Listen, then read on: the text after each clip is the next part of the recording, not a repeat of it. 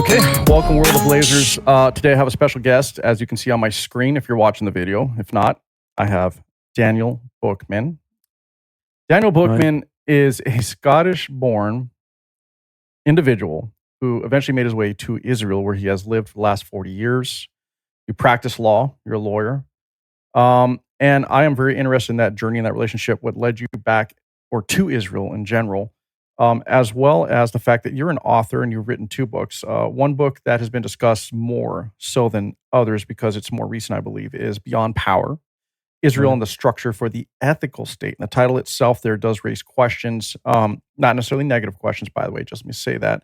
It's just, it does raise questions as to how you came to that title and what is actually in your book, how you came to certain conclusions and assessments in terms of Israel fighting to be an ethical state. You know? Yeah.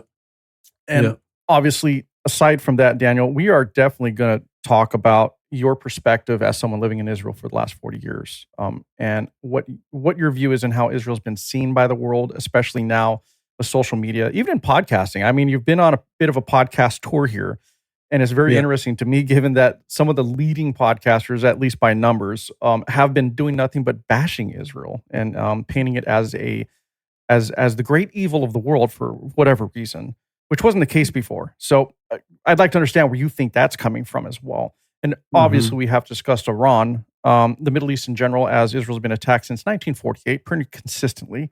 So with that being said, let's start with your journey from Scotland to Israel, and then let's get a little bit into your book. Okay. Thank you very much, first of all, George, for having me on this distinguished podcast. I don't know if I'm worthy of it, but appreciate it. I'll try to make it worthwhile, at least in some measure. No, I'm sure you will. Yeah, I hope so. But my journey, I'll be happy to share that. I don't know if that's the main part of it.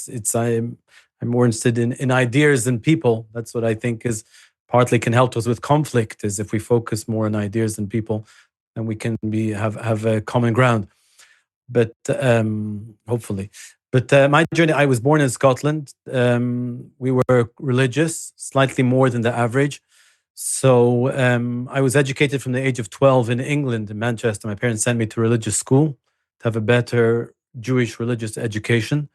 From there, I matriculated. I got a good secular education. After what's called, I think, when I was about 18, finished A-levels, it's called, in England. I came to Israel for a couple of years to study in Jewish Rabbinical College, just as 2 years of intense Jewish studies. And that's quite common practice in these circles, in these religious circles, to take that course. And Israel is largely the center of Jewish studies, religious Jewish studies. So it was a fairly natural, I don't know if it was Zionist calling or religious calling, that was just the done thing. I studied there for a couple of years quite intensely. I had actually wanted to pursue it a bit more. My father said to me, no, you got to come back. You got to get your professional qualifications. So I came back to England. I took a degree in law. And then that was 3 years. Then I got married and straight away came to Israel. I was about 22 then. And as soon as I got married, the intention was to carry on learning. The beginning of marriage, Jewish studies, as also is common practice, for 2, 3, 4, 5 years, whatever it would be. And then maybe go back to England to carry on to study law, to professionally qualify. My father-in-law was quite a successful commercial lawyer, so maybe I would have gone into partner or worked with him. That what happened was 2 years in Israel became 3 years, 4 years, 5 years, 6 years. Naturally, sort of evolved that this is the place we're going to be. There was no magical decision, despite all the various challenges, cultural and of course there was never peace. There was a few wars, the Gulf War, the time when we were there. But I continued that. I then transitioned from rabbinical studies to becoming a professional lawyer, age of about 30. Took the Israeli bar, qualified. I then didn't like law. I didn't like all the various the tensions with people and clients and other side. I felt it was too much fighting. So I tried to do something that avoided people. I went into high tech. I studied computer programming, worked in it for 2-3 years. I then went back to law for various reasons, circumstances.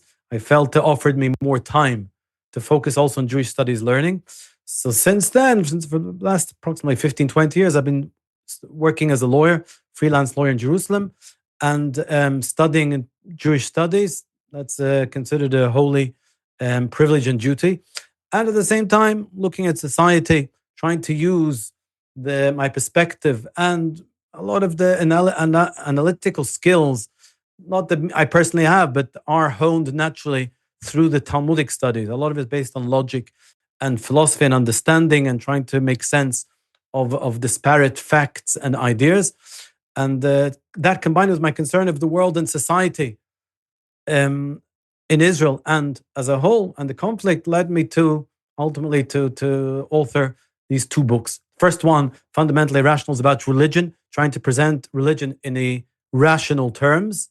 And the second, more recently, as a result of the recent events since October the 7th, that terrorist attack and the strong anti-Jewish and anti-Zionist sentiment that has been present in the world as a whole, I try to understand it, to make sense of it, of anti-Semitism, anti-Zionism in the Middle East, geopolitics, society, democracy, etc.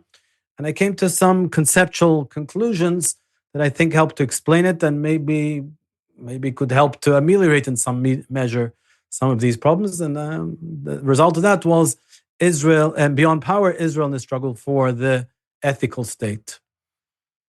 I think everybody's trying to understand, to be honest, or at least I am, what has been the turn against Israel lately in terms of support and the, I would say, the right to maintain its sovereignty, become an actual nation in perpetuity out in the Middle East. And I'm not understanding where it all rose up from. I don't know if there's any thoughts you have on that. The anti-Israeli or Israel sentiment. I do have quite a lot. Yeah. Okay. It's a lot of it is the thesis of the book. Why recently there's been an upturn? That's the first question you asked. I think with all the images, when Israel's been fighting against the Hamas in Gaza, and there's been a lot of civilian fatalities, too many from all perspectives. That's obviously, and the media likes to sensationalize and is never particularly pro-Israel in Europe, certainly, and also in America. More the left-leaning, the media tends to be more left-leaning, which creates a narrative of sympathy with the oppressed, with the occupied, the Palestinians, and whatever. With that, there is justice to it. There's merit to that. But they sensationalize that, and it's not so hard to turn a certain percentage of the certain segments of the population who don't deeply think about them, but base themselves more on the images and voices that are coming out, the sensational ones, that can turn popular opinion against Israel. And I think the podcasters and the various media propagandists or whatever, or personalities, it's fairly easy to make a name for yourself and to get to get a platform with an anti-Israel narrative perspective. It's dramatic. It's a certain righteousness or self-righteousness, whatever. How dare you? Becomes you can dramatize it quite easily, and that appeals. So maybe I'm oversimplifying it. There definitely is a case against Israel, and it's nuanced. That's really what I'm coming to show, to demonstrate, and needs to be understood. So that's just on the perspective of the last 2 years. If you want to go a bit deeper into it, why I think there is so much going on in the Middle East and why Israel has been the target in the Middle East and in the West of so much unpopularity and aggression, whatever, or in the media and on the ground. That's where the book starts to. That's where the book discusses. Well, no, we're going to discuss that, but I'm going to back you up here because I agree with some of the stuff you said here. Well, not some. I'll say most all of it. And I'm not anti-Israel, by the way. I want to put that out there. So I'm just going to take the opposing viewpoint here. Sure. And let's talk about Gaza. I personally, let's be honest, after October 7th, Israel had a right to respond. I mean, any nation would. And honestly, if it was the U.S., we would have done way worse. I'm going to tell you that right now. We've shown that to be true in the past. But when you're talking about the imagery, for example, if you do look at the imagery of what happened to Gaza, I mean, you can't deny that the imagery itself is very convincing in terms of Israel doing a very bad or evil thing or considered to be. And I'm not saying that's what Israel did, by the way. I'm just saying, the imagery's out there. It's hard for people to turn their eyes away from it.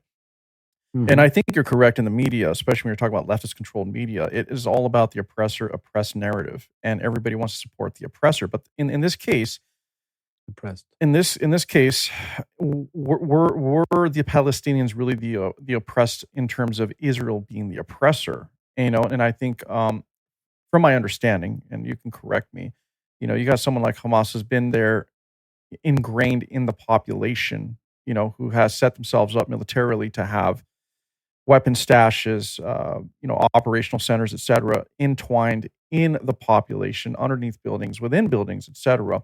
So I can understand the operation being very difficult to target these individuals. But Impossible. the question is, honestly, Daniel, at some point, does it seem to you, your opinion only, I'm not holding you responsible for the entire state of Israel, but in your opinion, does it seem like at some point it was kind of a bit too far? Should have Israel at some point backed off a little bit? Because at one point, Hamas was pretty incapable of doing any further damage. Not until they were probably restocked by Iran. We'll get into that. But to be honest, did it seem like they may have gone too far at some point? Very possibly. Very possibly. I don't know where one draws the line. It was like there was certainly an emotional element to it, and I think there was a political element to it. That's the structure of democracy. Those who were in power, democratically in power at the time this happened, would be feeling more acutely than anyone else a certain sense of responsibility that required them to rectify. And there was maybe a certain base appeal that we have to show that we're strong, we have the upper hand, and that could result in taking things further than the basic strategic requirements of deterrence, etc., would necessitate. Yeah, that definitely is possible. That, on the other hand, that was almost predictable from the perspective of Hamas. Once they perpetrated and decided, definitely premeditated, they're going to undertake this horrific attack, it's almost inevitable that Israel is going to respond. The issue of proportionality becomes very relevant. They're going to respond proportionally, or maybe what's perceived as unproportionally. I have a section on that, what counts as proportionality. It's not just measured in numbers. If I could maybe briefly just try and correct or clarify what I think the you can discuss appropriate understanding. You can discuss whatever you want. Go ahead. Might be okay. I'll just mention that point. It's not the fundamental concept, but proportionality tends to be measured in terms of numbers. There were 1,500 to 2,000 Israelis who were slaughtered sadistically, no question, and there are many thousands, probably tens of thousands of Palestinians that have lost their lives. Like you say, there was no possible way of going after the leadership, the Hamas leadership, or the Hamas rank and file, without incurring significant civilian casualties. Nevertheless, does that justify it? And on the note of on the point of proportionality, the point I made was that proportionality was the act itself. There was a certain level of not peace, but there was, before the October 7th attack, both sides there was a certain tacit agreement of how things work. You fire a few missiles, Hamas, into Israel. Israel responds with a few attacks against leadership. They try to.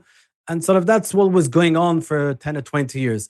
There was suddenly a huge escalation from what I call from containment to absolute terror, absolute, the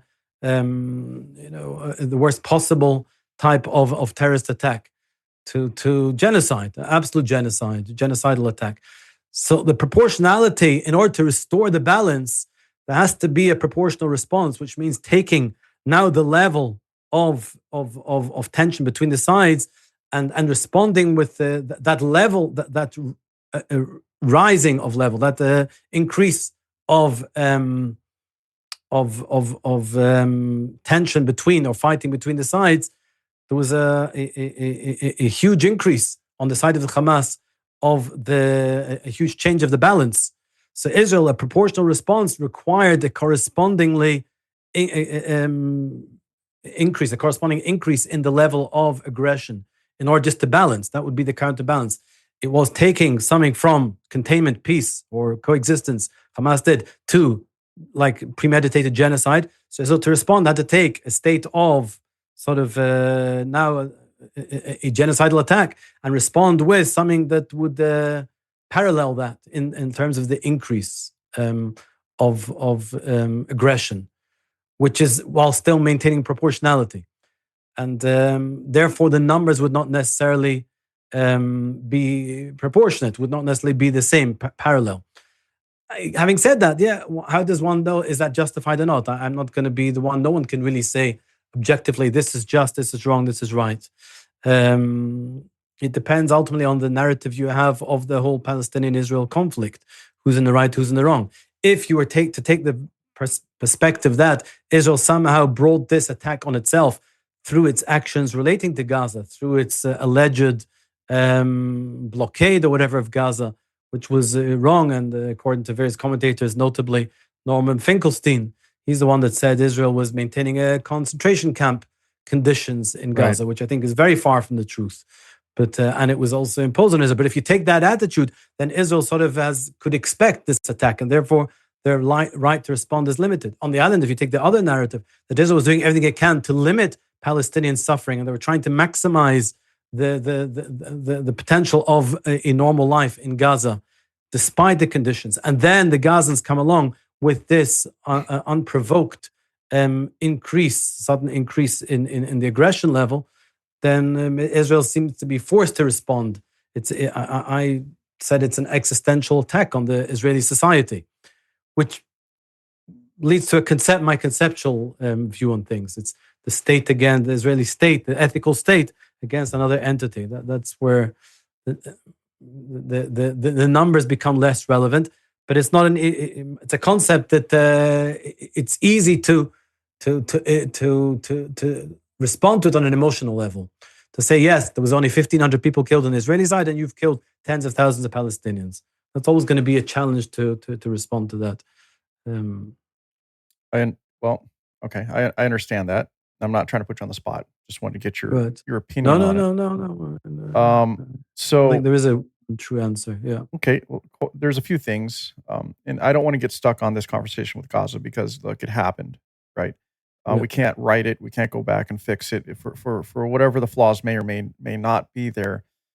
There's also a lot of holes in the argument on the pro-Palestinian side, for example, or the pro-Gazan side, because the narrative has been, as you said, people look at Israel controlling Gaza as if it was an open-air prison. But yet Egypt has closed its southern border and not has allowed any Palestinians to leave either. So they've been blockaded to a degree by Egypt as well. Also, Palestine itself, Jordan, refuses to take any of them in either. And at one point in history, they did, and the Palestinians rose up against their ruler. So, exactly.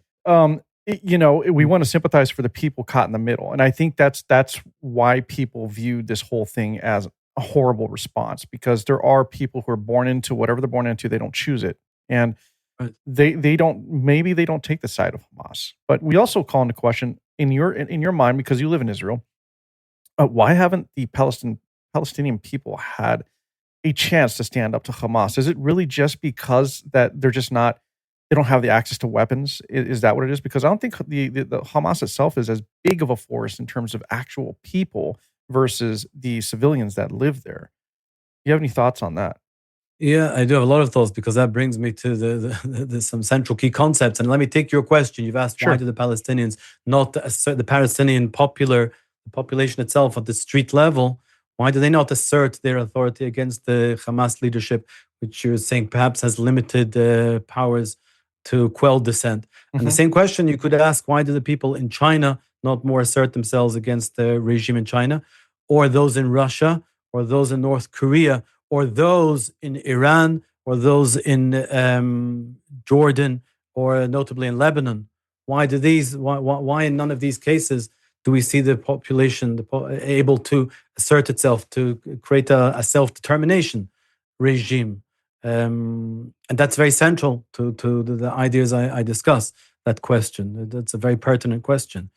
I don't know if you wanted me to take that a little bit further.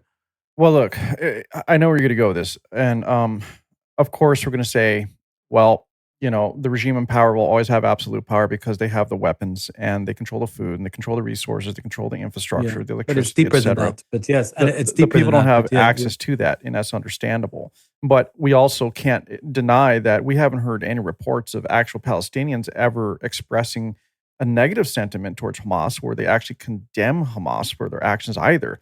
And they can do so maybe because they are in fear of Hamas, just like in Iran, we may be able to say that. But even the Iranian people were able to protest, and they lost their lives for it.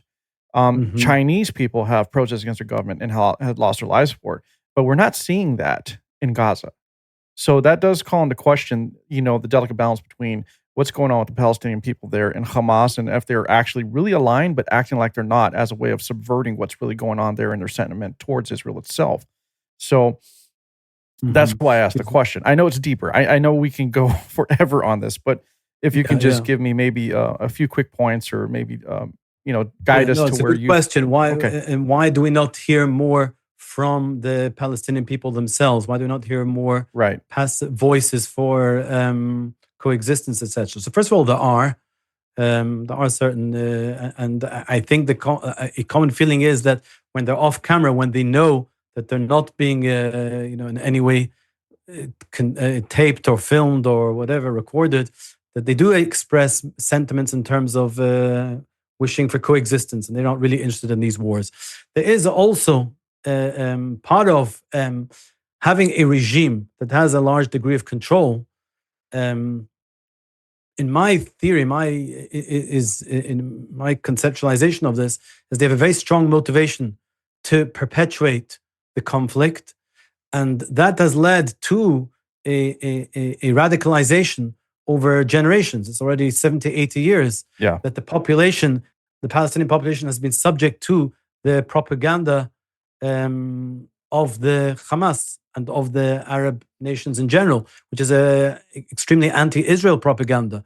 We saw in Germany that one person, Goebbels, was able to conduct a propaganda campaign and turn a whole nation of Germany, of 50 million, whatever it is, people, intelligent people, rabidly into rabid anti-Semites over the course of from 1933 to 1939 to facilitate the Holocaust. So the power of propaganda, it cannot be underestimated. And here it's particularly focused in Gaza. It's a small area. It's very intense control, and there are definitely injustices that the Palestinians are suffering. The question always is, who's the actual cause? Who's the moral cause of this? But there's plenty bitter sentiment upon which the propaganda can focus. Therefore, it's not too surprising that we don't hear these voices of it's the fault of the Palestinians, it's the Hamas leadership that's caused all these problems. I do believe there would be a genuine democracy, that you would hear these voices, and there would be a huge potential for coexistence. I strongly believe that. But I can't prove it. I agree with you. There are facts on the ground that call that into question. Yeah, do you feel Hamas has been so weakened that, because we haven't really heard much of a peep from them lately? Are they really? They're weakened. They're weakened in terms of there's two fronts they're always conducting. The one is the fight against Israel, and I don't think they're in a position to colonize or attack or really create an existential threat to Israel, discounting the fact that they would ever attain weapons of mass destruction. But based on normal military conditions, they're not really a genuine threat to Israel. Militarily, they could take it over. However, they can make a lot of problems for Israel. Just cheap rockets that fired into Israeli population centers already is hugely disruptive on Israeli society. That's on so they are semi-weakened, but in terms of them against their own population, they're not weakened at all. I think they maintain strong control because of the intense focus they have on maintaining control and the extreme lengths that they will go to maintain control, not bound by rules of law or institutions, etc. Therefore, and there are executions for any collaborators or alleged collaborators or potential collaborators or sympathizers with Israel. Therefore, they do rule with an iron hand, and I think they're still able to maintain that. They don't need so much weaponry. They need control of the basics, and which they have still, of the necessities, the amenities, and whatever weapons they need in order to enforce that. But is it not coincidental that the weakening of Hamas correlates really with the with Iran right now being in a conflict in which they themselves are pretty much being decimated, even though people don't want to admit that. I mean, let's be honest, we're never going to stamp out an ideological authoritarian force. It's always going to be something there. Right. But militarily, they're pretty much done. Their infrastructure is hanging on by a thread, and ever since all this happened, the ability for like Hamas, for example, to do anything significant has been very, very much weakened or stifled. And that even extends to, like Hezbollah and all of these other proxies. I mean, they're still firing rockets, they're still trying to be a nuisance, but Right. it's not to the level that it used to be. So this really points to, as it's been said, the head of the snake, Iran really was always the one to control behind most of all of this, whether it was funding, which it really was funding. It was armaments. There was training, and I got a question. I don't know this, and it has never been confirmed. But do you think that these proxies were actually taking instruction from the Islamic regime itself out of Iran? I think yes. I think I don't know the degree of coordination that existed, but I think most people accept that they were because I mean the Hezbollah was essentially funded and created by Iran. I think they very much act on the basis of whatever instructions they receive from Tehran. Similarly with Hamas, it's the circle of fire that Iran engineered around Israel, which the intention was to use that to wage a war, a destructive war against Israel, and ultimately prevail. So I think they very much do take their cue from Iran. They take their inspiration. The question will become, which maybe we'll discuss, what is it? Is it ideological? Is it religious? What is it? Is it territorial? What it's about? But yeah, I think, and they all have in common that they're not democratic regimes. Um, and I think Israel, for a long time, the dynamic was that Israel tried to assert its defense through directly engaging with the proxies, with the Hmm. Hamas and with the Hezbollah in the north, until it became like after October the 7th, became more evident that it is Iran, and that Iran can no longer be ignored, and the conditions were such that the conditions of political conditions, America facilitated and enabled that with the Republican government. But also was the ongoing, you said Iran has been decimated militarily. I don't know how much of a difference that actually makes, because for Iran, there are essentially two goals. We can maybe discuss which is the primary one, which is the secondary one. I have my opinion on that. But essentially, two goals for Iran. One is to maintain absolute power within Iran over the Iranian population.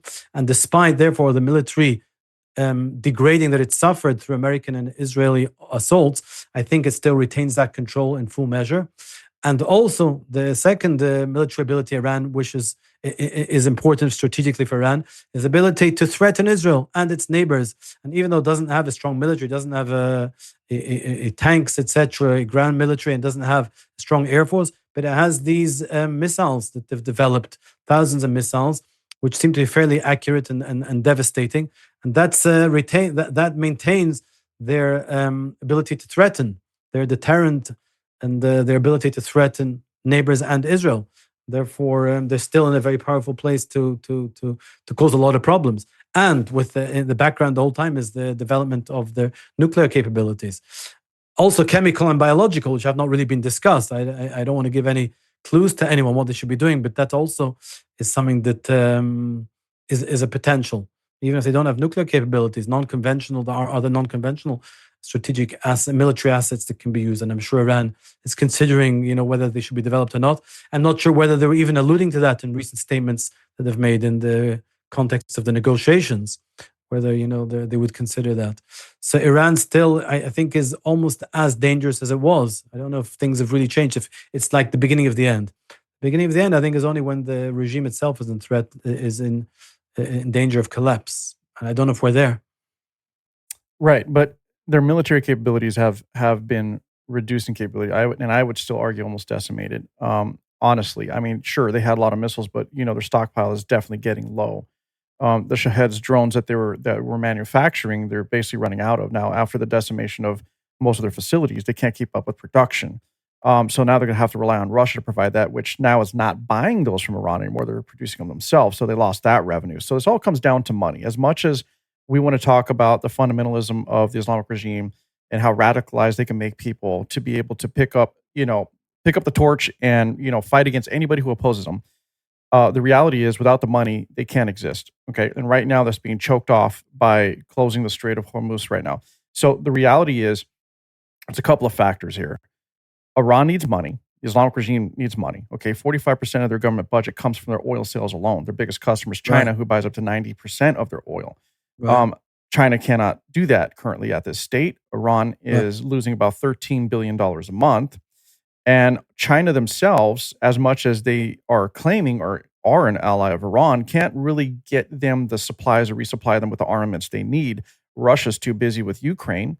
And they themselves can't take their attention away from that at the moment either. So Iran is kind of on an island at this moment, even with the allies they have. So this may be what you said. It could be the beginning of the end. And you may be correct in the fact that, sure, they have bodies, right? The IRGC is still substantial with about, I think it was 350,000 troops or whatever it is. And then you still have the Iranian army. But the problem is, at this moment, is who is leading Iran. Now, there's a power struggle between the IRGC and the Islamic regime, by the way. The IRGC has absolutely done things that were against the wishes of the Islamic regime because they don't know who's in charge. The Moshtaba Khomeini, we haven't seen him. We've seen people reading speeches he's written, but where is he? Right? So that calls into question who's really leading the Islamic regime, right? But the IRGC has been very prevalent and present, and it seems like they're making more of the decisions. And then we don't even know what's going on with the Iranian army. So it seems like there's a lot of conflict within the control of Iran itself. There's definitely a power struggle. The question I've always had, and just as rhetorical, is when maybe the Western nations will stop being so empathetic and do what they need to do to wipe out the regime. Okay, and I know that sounds really evil and mean, but the reality is they've been a threat to the world for over 50 years, 47 years since they came into power in 1978. And they have been, in my opinion, and you can very much correct me because you actually live in the Middle East, but in my opinion, from the outside looking in, they seem to be behind most of the conflict and struggle that is actually in the Middle East. They've proven that they don't even respect their Muslim neighbors, and even though they're a different Muslim, I get it. But at the same time, there's still some brotherly connection there, right? There should be within the religious faith, and so they went ahead. Between who and who? So I didn't get that point. Connection between who and who? Their Muslim neighbors, their other Arab nations. Right. Iran Iran there should be then, some. yeah. I understand they're different. They have different views, but at the same time, Right. there is that Sunnis and Shiites. yeah, there should still be that basic connection in terms of the religion itself.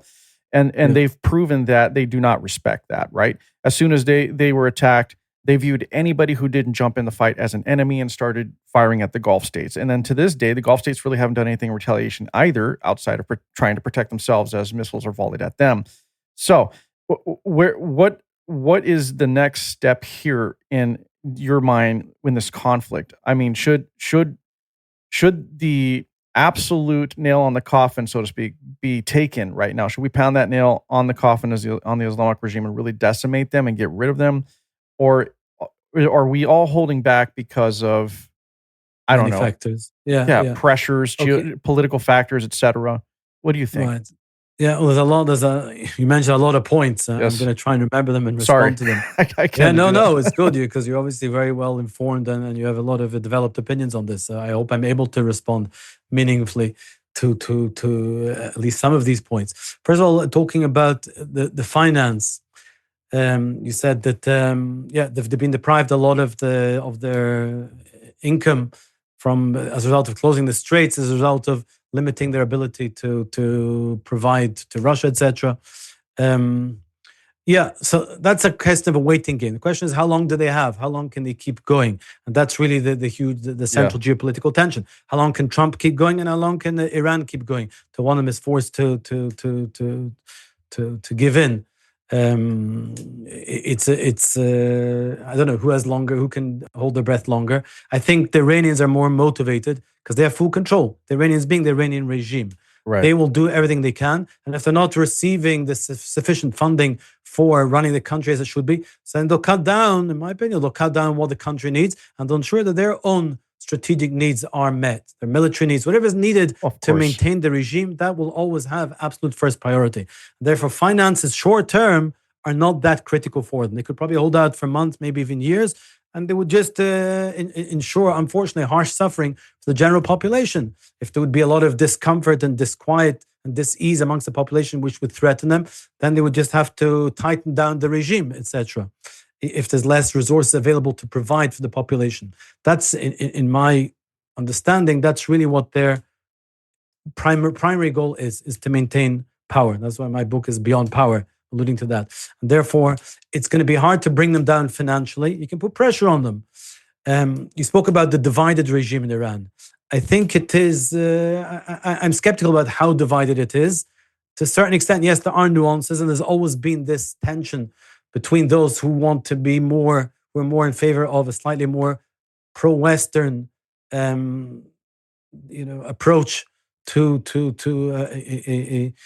dealing with the West, pragmatic in terms of helping the economy of Iran, and bettering for the betterment of the Iranian population, against those, the hardliners, who wish to maintain control in Iran. That's always been an internal conflict, and it remains that.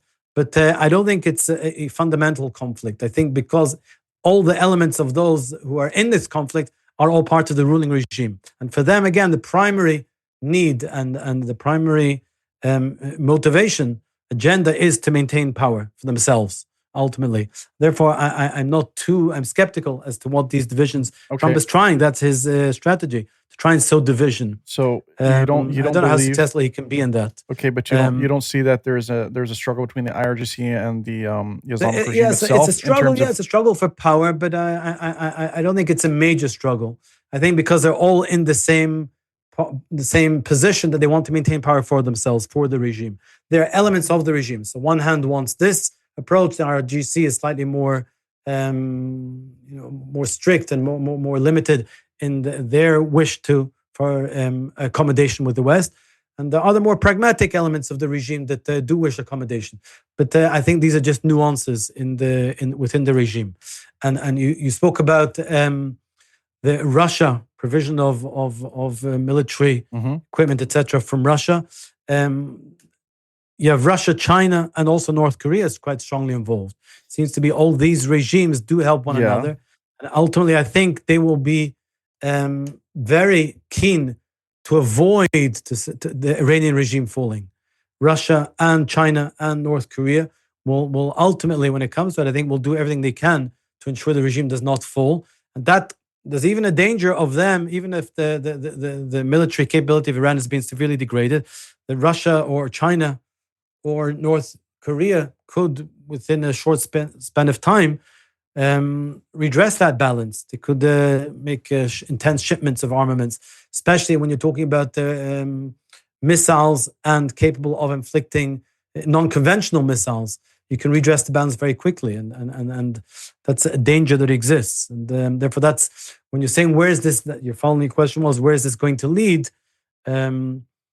I think the only thing that the West, Israel and America can really do to threaten Iran is, like Trump has been saying, to actually bomb all their petroleum producing assets, or to take hold of that island where 90% of the Iranian exports and oil processing takes place.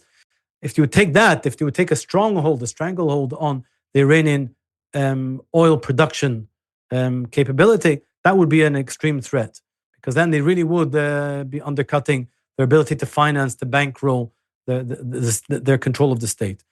The problem is Iran, the one strategic asset Iran does have is they have no rules. They're the fanatical. In order to maintain their power, they'll do anything. They'll attack anyone. Therefore, every move that you take, which is more aggressive, in game theory, you're going to invite another more aggressive move on the other side. Therefore, it's a deathly game. Now, as to the other Arab nations, which you said, why do they seem to be on opposing sides? I think it's been a transition over 70 or 80 years as a result of Israel and the Middle East, that they have come to a pragmatic realization that a more accommodation, again, greater accommodation with Israel and the West seems to be better. They have the needs of their population more at heart than their own needs as a ruling regime, authoritarian regime. They are keen to actually benefit the welfare of their populations. And therefore, they have taken this stand, which has taken them against Iran. Despite, I think, in principle, their affiliation probably would be more with Iran if Iran would be slightly less fanatical. But I think time has brought them to this pragmatic position of, and they do feel threatened to a certain extent because Iran will do anything to preserve its regime. It will even threaten these semi-friendly Arab neighbors. And that's the dynamic, I think. I don't know, one is enemy or friend. It's just part of the dynamic of the conflict. All right. Well, you said a couple of things there that surprisingly I have said myself and not many people have said. I'll be honest, if I was in control of this, we'd probably all be in trouble because I would have absolutely bombed and decimated Karg Island a long time ago. Karg Island, honestly, yeah. and I wouldn't care about the environmental implications because we can go back and clean it up. We always have done that before in oil spills. It's not environmental, strategic is the problem. Right. But I agree. If we got rid of that, there's no oil stored. It stores about 90% of their oil. And then if we went ahead and got rid of their oil fields and controlled those, there's nothing they can do. Now, the retaliation you speak of is exactly, I think, what's keeping people at bay. And it's not so much the response they would have militarily. I think it's in their proxies that are dug into these areas and the terrorist attacks that they can launch from within these areas. Also in the United States, as well as in these other Arab states, because it's very unclear, if these terrorist cells are active or not, where they're at. We know they're around. It's like the statistic I've always used on my program here when I've talked about this. So United States, 2025, for example, these are people we caught, known. We have caught and apprehended enough terrorists trying to get through our border that would put actually 15 terrorists in every state of the United States, literally. And we're still encountering that influx now in 2026. And so that is the reality. And I think you're correct. I think that is what's been holding a lot of people from doing what really needs to happen. And I that might be why Trump is trying to come to the table and come to an agreement. But on the flip side of that, I also have to ask this question, especially of the Western nations. Why would we tolerate such an evil regime that is intent on literally conquering the West, destroying Israel, all for the sake of oil? Like literally. I mean, there are other places you can get the oil. And I understand it's geographical location. Sure, it's cheaper to purchase and transport because it's right there. I understand that. But the U.S. is honestly, we overproduce. And we literally probably be the number one producer of oil at this point, especially with what happened with Venezuela. And then not even just the U.S. You got Canada, you got Mexico. As much as we don't want to give more money to Russia, there's Russia. I mean, there's other places that oil can be had on the worst case scenario here. And I'm not saying we should cut out the other nation's revenue. Don't get me wrong. But what I'm saying is there's other inroads that can be taken to alleviate the situation at the moment. And then people will cry about the fertilizer and everything. Well, there's other nations that absolutely produce fertilizer.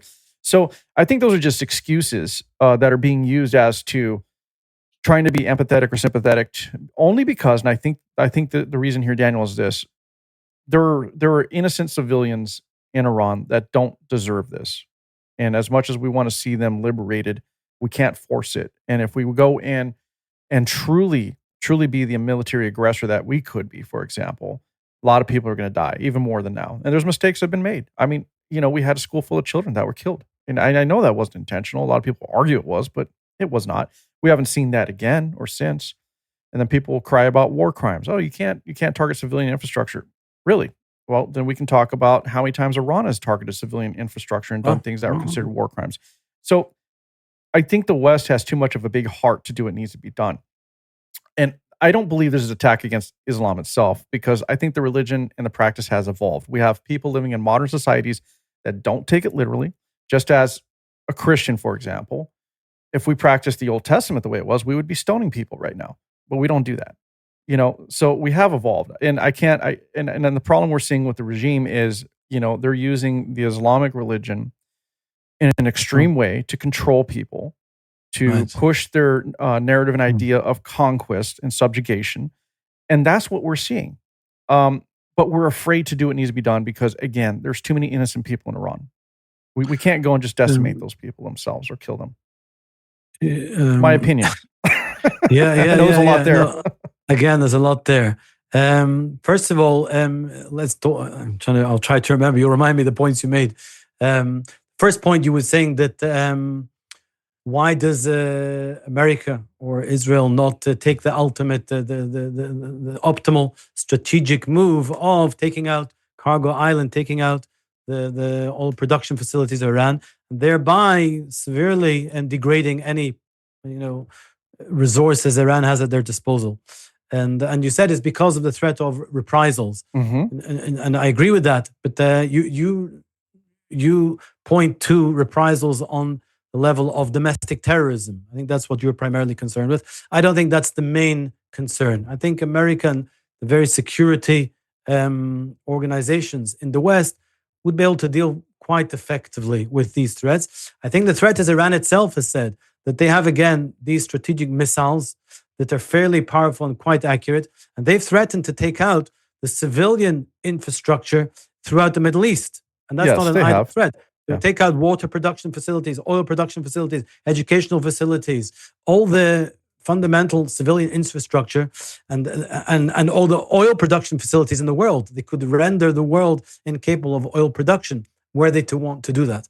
Now, I think that's a threat pre the act. I think if post the act, if America were actually to do that, I don't think Iran would have an interest in actually carrying out their alleged response, because what interest would they have in doing that? That would just invite an even greater response from America. So therefore, strategically, in terms of game theory and threatening, it seems to be that would be perhaps the right move. And I think that is part of the negotiation. I think Trump has that threat the whole time in the back of his pocket. And he also has the threat of, so to speak, he'll say that I can't contain Israel. Israel would like to do this. I'm holding them back. And if negotiations don't progress, then I won't be able to hold back Israel, because that's really what Israel knows that should be done to seriously weaken the regime by taking out all their that fundamental infrastructure. That's on that point. You say also, why is the West, why is it being so accommodating of Iran? Why has it not done more to take away this threat, this Islamic fundamentalist threat, this threat to peace in the Middle East and throughout the world and in Western society? And strategically, you're right. If they would get together, if all these democratic governments would get together and craft a strategy for dealing with this, they would create the resources to deal with the temporary problems of supply, etc., and say, let's take the military moves that are necessary. They probably would be able to do that. But we're in a very imperfect world, unfortunately. That's what you're lamenting, I think, where democracies do not necessarily function together. And democracies, unfortunately, do not make completely rational decisions or strategic moves. They're petrified of what the media will say. They're petrified of a very militant and vocal left progressive movement who are very sympathetic. And although they might not represent absolute majorities, but they're a very powerful and vocal minority, backed by the media. Therefore, any move that the West takes, which is seen as pro-Israel, anti-Iran, is always met by a very loud chorus of opposition. And the democratically elected governments, which generally only have minor majorities, small majorities, slim majorities, are incapable. They're really frozen from taking major action. They're always in a state of containment geopolitically. They can't do major things. That's partly because of the democratic structure, which I also talk about. But that's because of this imperfect, every man for themselves and looking over the back of their shoulder just to maintain their own status is what's driving things, unfortunately, to a large extent. That's why we don't get the optimal solutions that you would like to see. Well, yeah. So, all right, I'm going to address some of that, and then I'm going to ask you another question. But let's back up. I think the domestic terrorist threats are very real. Okay, and the only reason they haven't been implemented to the degree we've seen is because I think Iran knows that's a last resort move. Okay, if they do that now, then it does invite the absolute destruction of Iran. Period. That's just what's going to happen. After 9/11, October, 9/11. Well, we can agree or disagree with how the U.S. handled that, but we've proven that we're not going to take anybody's crap. We're going to go and we will respond in kind, just as you said Israel would too, if that happened. So I think that's why. I think that's like a death rattle for Iran. When they're at the point where there's nothing left, then they're gonna turn it on. They'll say, you know what, whoever we can bring down with us, that's what we're gonna do. And the reason I say this is we've seen an increase in terrorist activities on U.S. soil. We've seen an increase or uptick in what might be happening in the U.K. itself. We've seen it in Australia. It seems like around the world that we've seen an increase in activities. Okay. There's been terrorist activities that have, as you said, because there are intelligence agencies and law enforcement that can deal with this. So there has been a lot that has also been stopped, but they were in process. Okay. So I believe that's still a big factor of what keeps a lot of people at bay. And as far as the Western nations not coming together, as you said, and saying, look, we need to do what we got to do. I think the real reality there is that our economy is too intertwined and is too globalized to the point where all people care about is the damn money. They just care about how their wallet feels. And politicians will always be pressured by those who feel that gas prices are too expensive or food's too expensive, whatever. But these are minor pains that can be waited out, so to speak, right? Especially if we offer alternative solutions and sourcing. In an ideal world. Yes, ideal. Of course, ideal. Yeah, I'm not disagreeing with that point. But I'm going to say this, and it may not be comparable in some people's minds, but to me it is. The world came together to hunt the Nazis and made sure that they would never, ever reign again or come together. It's even taboo for even to speak about trying to be a Nazi or support Nazism. But yet we will not do that with the regime, the Islamic regime. Okay, not Islam itself, but the Islamic regime, who is very fundamentally extreme. We won't do that. And yet we can argue they've probably killed just as many or more people throughout their time in existence than maybe the Nazis did. And I know... So just hear me out. So it may not be directly comparable, but that is one thing we can do. That's one thing that the world is not doing. We're allowing them to exist, again, in my opinion, because of oil, period. Their reaction to the Strait of Hormuz isn't the first time. They did this in the 80s when Reagan was in charge, okay? They did the same thing.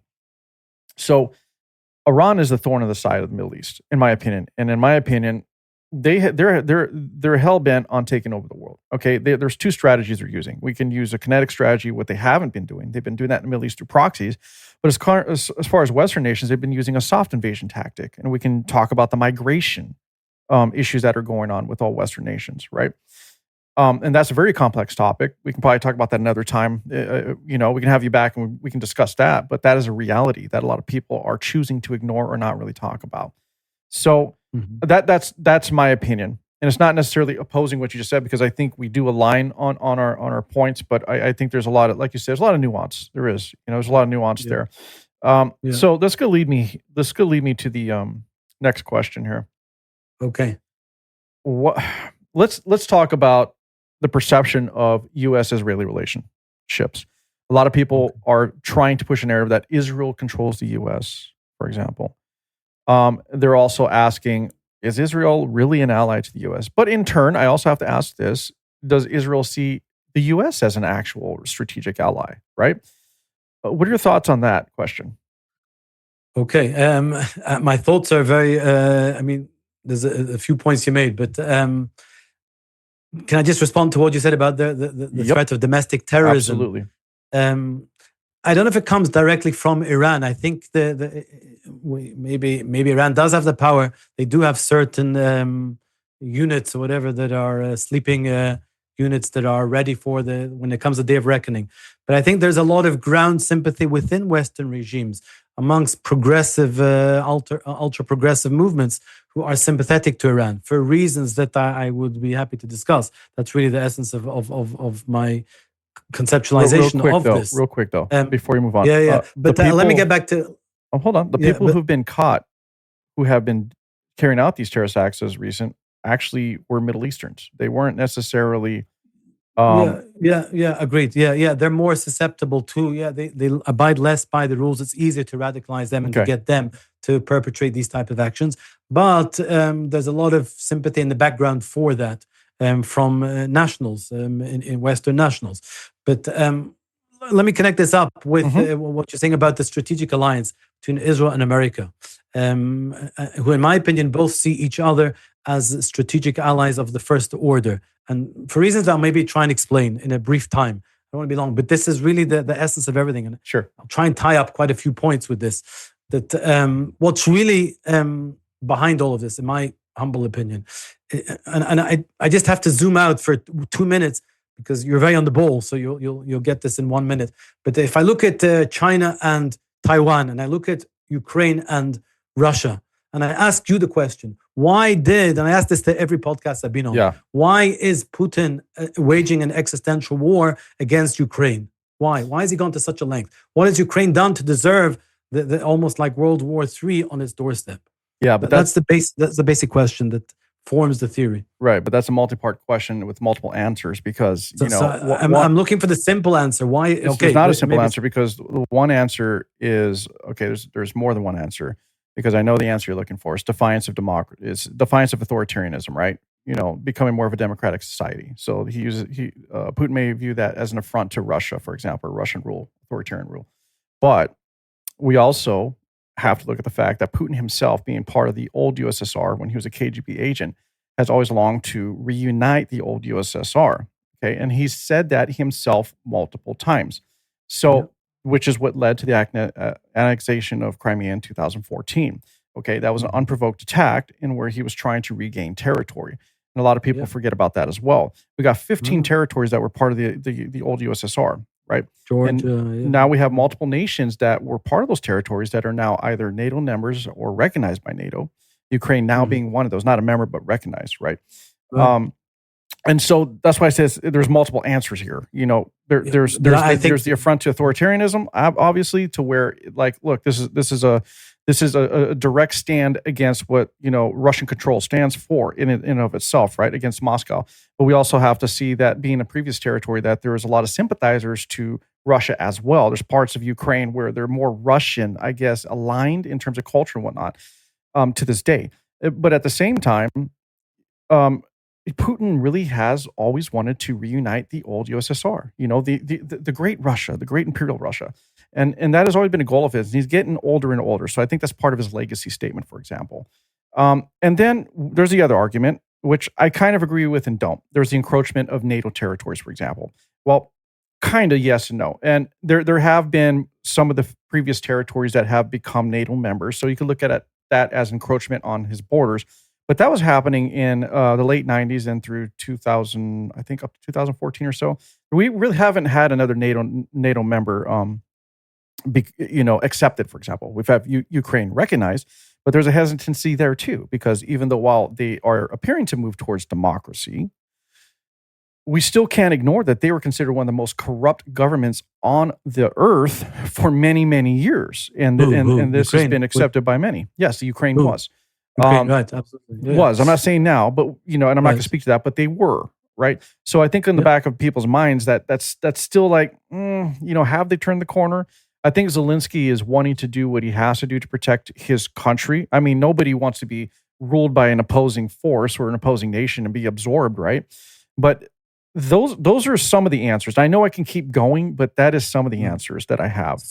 Okay. So I want to respond to that because I want to say I want to try and be a reductionist and say that all of these answers are true, but they're all part of one sort of meta-narrative, I call it. And that is this authoritarian. And maybe I need to just explain it a little bit, break it down, what this opposing authoritarianism actually means. And I think it's quite simple. I think that in an authoritarian regime, you have there are basically two elements to it. There are those in the regime, those who enjoy the power, and those who are ruled, the ruling and the ruled. And the ruling regime in a country often enjoy almost absolute power, which means absolute entitlement to the full resources of that country, which means tremendous power, tremendous influence, tremendous security, tremendous privilege, gratification, everything. And that, if we reduce it to very basic human psychology, essentially power corrupts. Once you have power, once you've attained absolute power or any degree of power, you'll do anything whatsoever to ensure that that's preserved, including dealing with any theoretical potential threats, however small they might be. And that is what is in the back of the mind or even the front of the mind of the Russian regime, Putin himself and everyone. And the reason why, as you say, you point out, yes, they lost the empire, the Russian Empire, and he's sentimentally trying to restore it. It's far more than about sentiment, I think.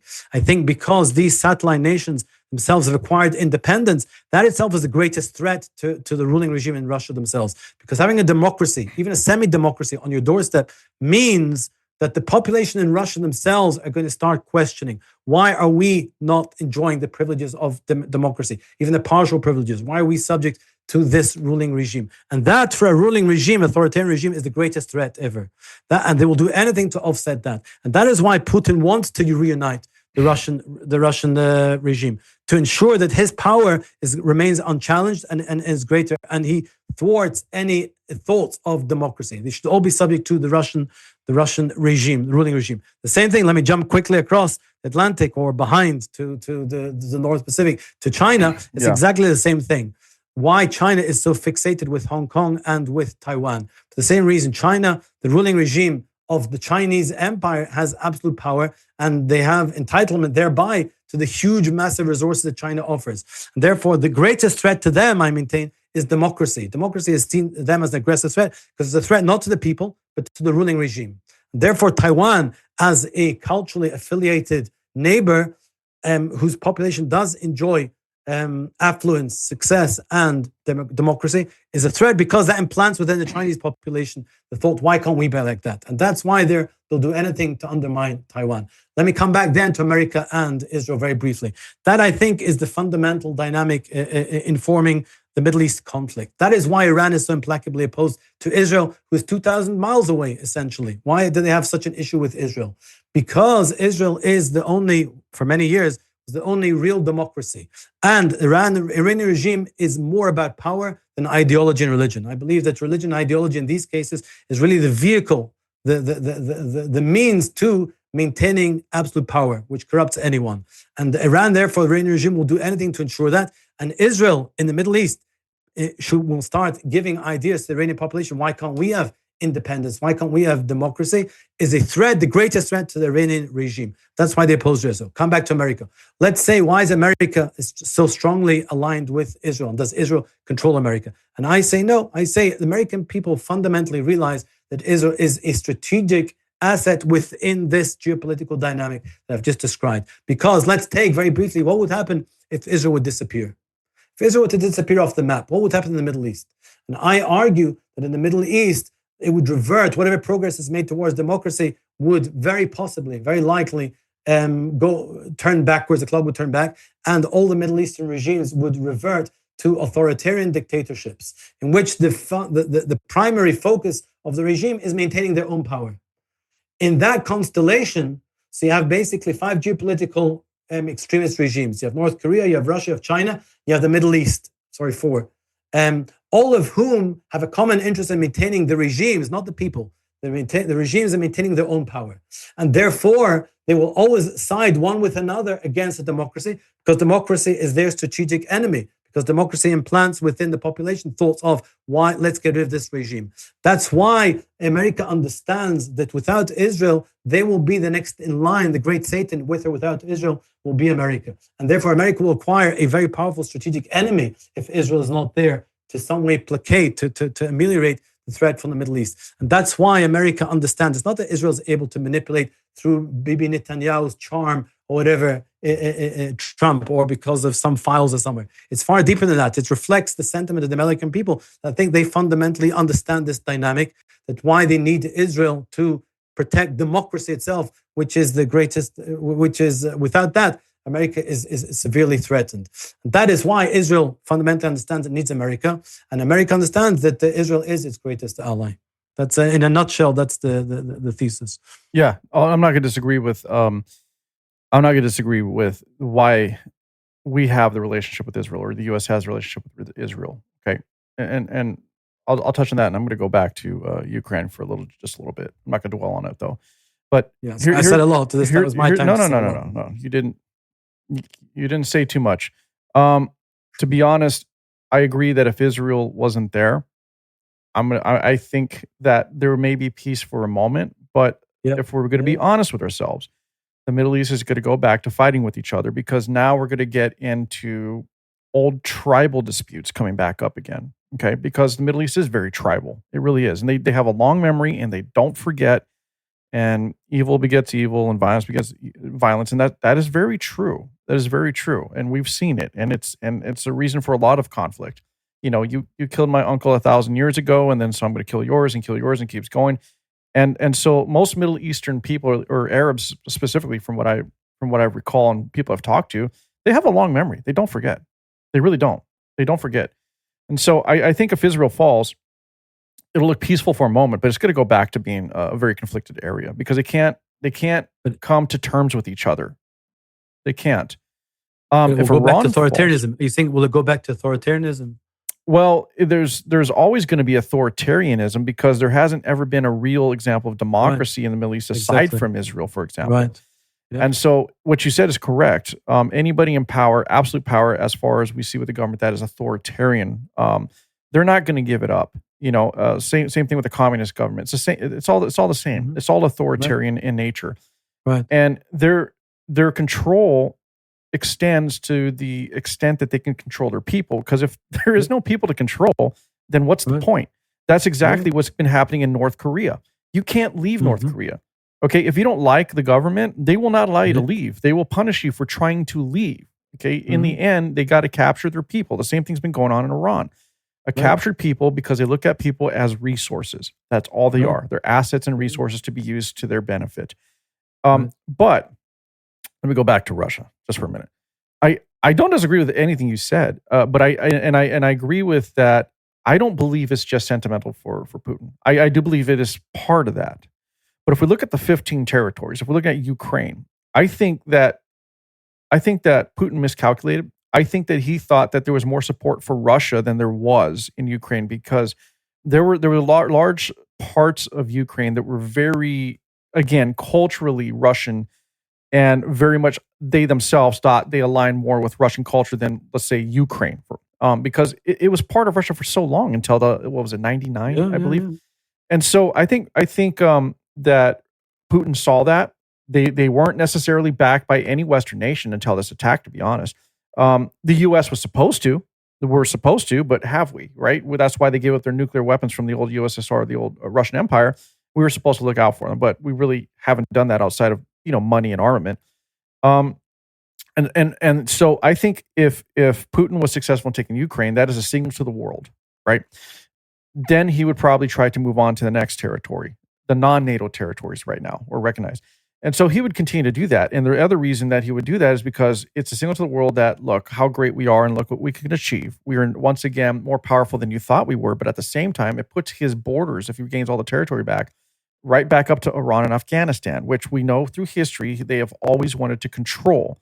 And throughout history, even if we're talking about Iran in the 1940s, and even before that, they were trying to assert their control of Iran by infiltrating them with their communist ideals, by making inroads with the government of Iran to try to spread their influence. They did the same thing in Afghanistan, and so this is a bigger picture thing. And you and I are just look. In the end, we're all guessing. We don't know what Putin's actually really thinking. I'm not talking to him. You're not.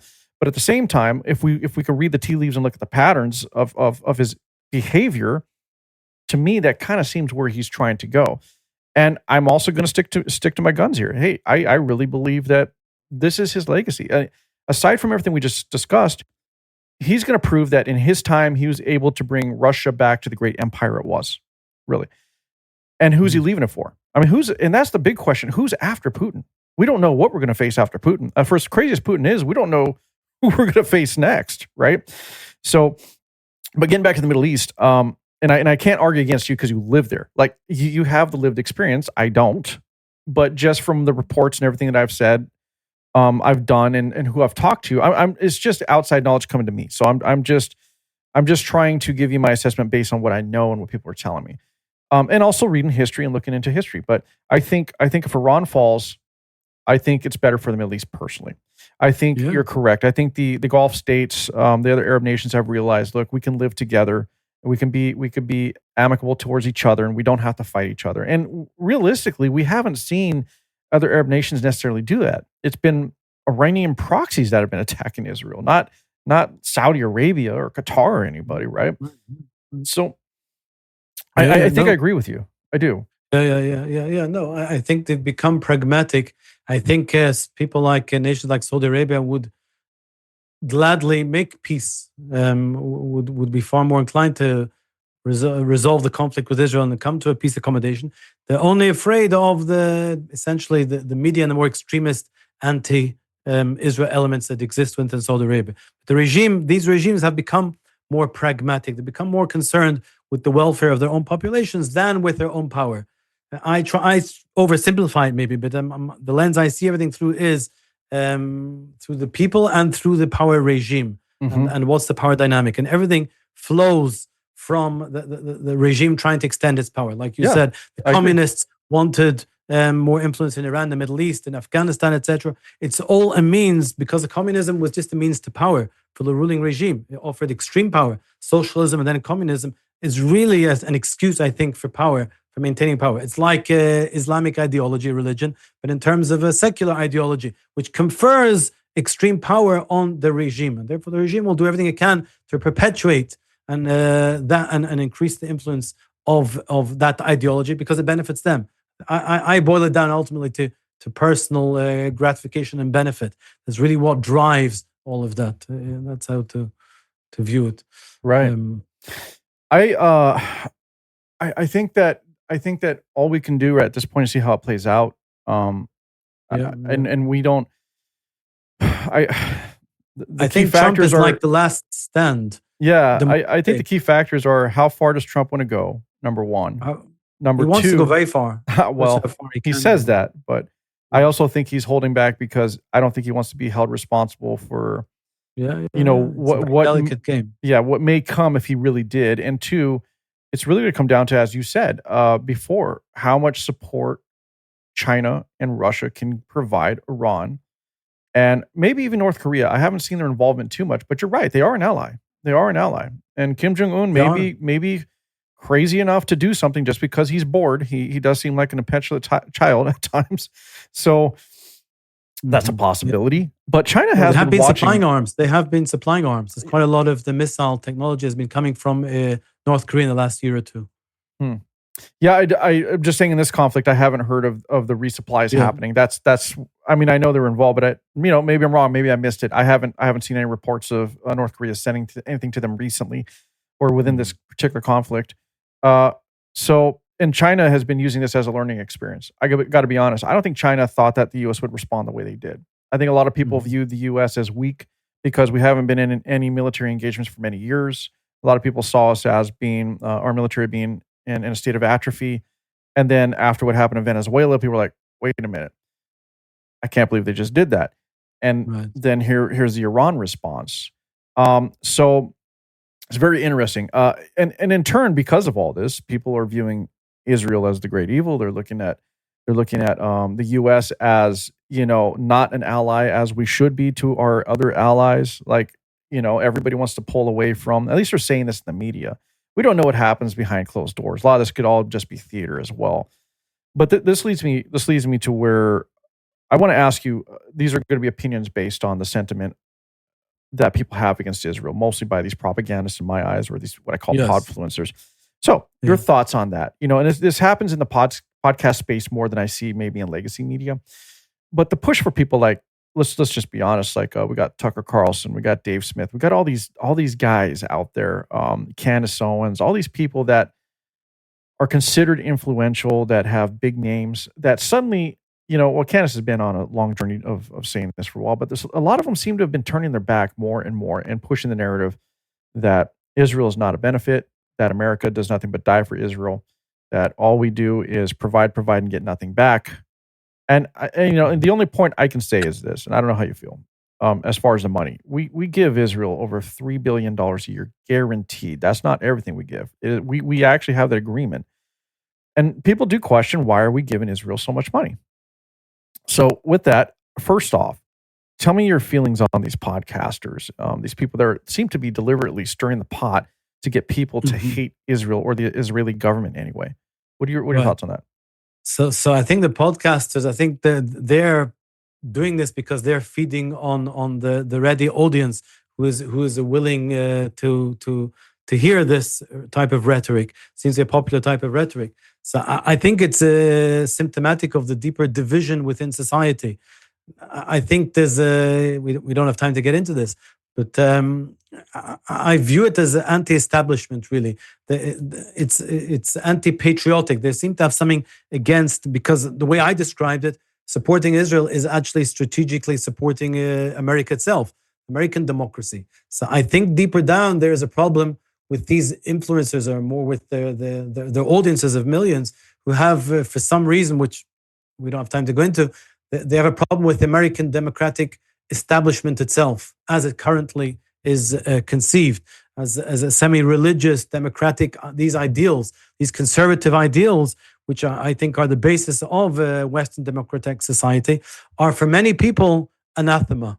And that's why they seem to support these tyrannical dictatorships, which seems to be, if somebody on the left who believes in human rights, there seems to be a lot of hypocrisy and self-contradiction here in being sympathetic to regimes like Iran, even China, and maybe North Korea. And I think that's because they have a deeper agenda, which is an anti-establishment agenda, anti-democracy as it's currently functioning at the moment. They want a socialist regime. And I view that in the book, I get into that as a power struggle, a deep power struggle. And I think that's what they're playing to the sentiments of those who feel disempowered by the current regime, particularly the Trump regime, the conservative, Republican, conservative, religious ideology and democratic regime. I think they feel threatened by it deeply. Seems like a propaganda campaign for sure. It almost calls into question as to whether these people are being paid or coerced to spread this messaging, probably through monetary gains. But they're amenable to it. Whether or not they're being paid, they're amenable to it. So. I get it. So there's that, and I don't know. You know what? We can keep going, but I think we've been talking a long time already. Yeah. Maybe we'll do a different session if you're interested. No. Yeah, we should have you back, because, as I said offline before we recorded, it's like, everything we're talking about, the subject matter, this can go on forever. Probably. It's, it changes daily. So yeah, I would love to have you back. We'll definitely discuss more of this type of discussion for sure moving forward. Amazing. But before we get there, before we sign off, why don't you tell people where they can get your book, your current book, Beyond Power? Okay, it's not that complicated. It's on Amazon, really. That's the main place. It's called Beyond Power. If you type in Daniel Bookman, Beyond Power on Amazon, you get it. It's only $3, two of which I think go to Amazon to Jeff Bezos himself. I think I get $1. So it's not about the money. You're just giving out the information for free, basically. I'm happy to, because it's more about the ideas, trying to get people to think and understood a little bit more deeply about these things. That's it. I don't really have a presence, and I'm from a religious community. It's not over-encouraged exposure to the general media. Understood. I'm partly here to deal with things like anti-Zionism, anti-Semitism, religion, things like that. That's my justification for being here. I don't have a fancy homepage or something like that. No. But it's still good for you to do what you're doing, because if you're not having these conversations publicly and using media to do so, we're not going to hear your perspective, right? Right. Yeah, so hopefully, I think it's a great justification, and I understand that maybe you're not on social media and all that. It was probably good for you. Yeah. I think so. My wife says it's not the right place, and the rabbis say so. Yeah, we just don't go there. Okay. So we can get your book on Amazon, and then I'll send you a link if it's relevant. I'll make sure everybody has the links, and we'll have your profile on my website if you're okay with that, because at least they get a little information on you. They can click the link from there.